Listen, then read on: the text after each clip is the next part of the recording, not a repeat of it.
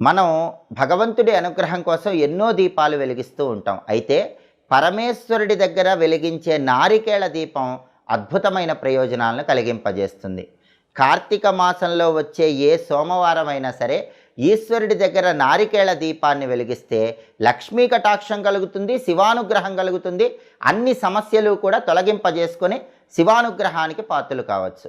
కార్తీక మాసంలో వచ్చే సోమవారం వీలు కాని పక్షంలో ఏ నెలలోనైనా సరే సోమవారం పూట సాయంకాలం ప్రదోష సమయంలో ఈశ్వరుడి దగ్గర నారికేళ దీపాన్ని వెలిగిస్తే ఆ గృహంలో శివుడు ఆనంద తాండవం చేసి అష్టైశ్వర్యాలు భోగభాగ్యాలను కలిగింపజేస్తాడు.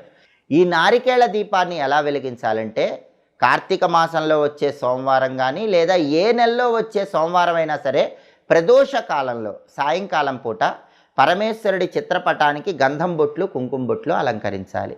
లేదా శివలింగ